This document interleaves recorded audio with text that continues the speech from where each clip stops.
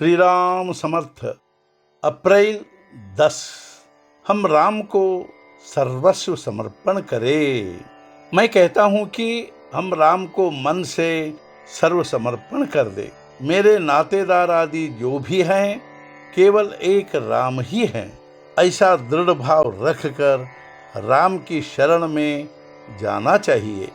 हे भगवान, मुझे इस संसार में कुछ भी करना बाकी नहीं है, अतः मैं अनन्य भाव से शरण में आया हूँ। सुख दुख का दाता केवल एक भगवान ही है।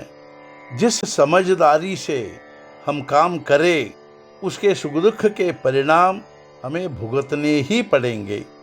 जब तक हम में अहंकार है तब तक संतोष नहीं होगा।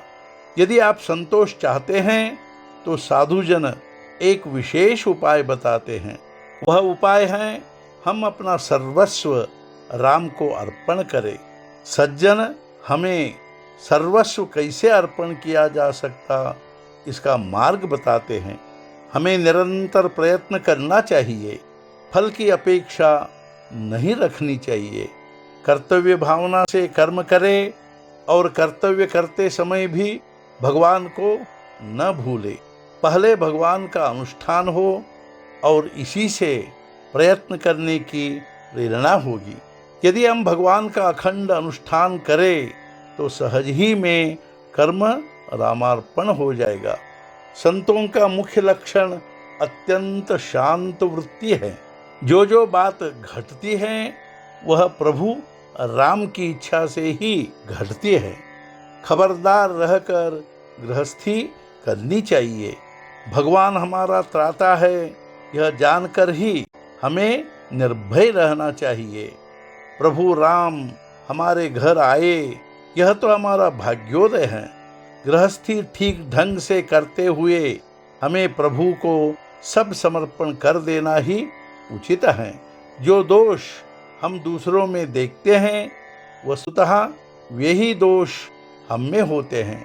हमारी देह पराधीन है, लेकिन मन स्वतंत्र रखे और उसे भगवत भक्ति में लीन करे। जिसका मन बंधा हुआ है उसे स्वाधीनता का भाव नहीं होगा। जो राम की शरण में जाता है उसकी हानि नहीं होती। नीति धर्म का आचरण करते हुए अखंड रूप से नामस्मरण करे। परिवार में छोटे बड़े, बाल बच्चे, पत्नी, इन सब के मन में निरंतर राम नाम रहना चाहिए। बहुत कठिन समय से हम गुजर रहे हैं, इसलिए हमारी बुद्धि में किसी भी समय भेद हो सकता है। इसलिए हमें अपने आप को सावधान रहकर प्रतिक्षण प्रतिपल प्रभु राम का स्मरण करना चाहिए। भगवान की कृपा से जैसे चल रहा है वैसे चलने दे और जिस स्थिति में राम रखे वैसी स्थिति में हम रहे। जिसके मन में प्रभु राम दृढ़ हो गए उसे दुनिया में कुछ भी करना बाकी नहीं है। प्रभु राम को जो और जैसे करना हो वैसा ही होगा। निरंतर भगवान का ध्यान हो, इसके लिए कहीं भी जाना नहीं पड़ता। प्रभु राम स्वयं घर पर आकर मिलेंगे। जो प्रभु राम चरण का चिंतन करेगा उसे यम का बंधन नहीं होगा। संतों की सेवा करने से हमारा भाग्य खुल गया है। जो एक परमात्मा की शरण में जाता है वह धन्य है। संतों की इच्छा से व्यवहार करने पर कल्याण ही होगा। आज का मुख्य विचार, ईश्वर से अखंड अनुसंधान रखने पर अपने आप फल रामार्पण होगा। सद्गुरुनाथ महाराज की जय। जय जय रघुवीर समर्थ।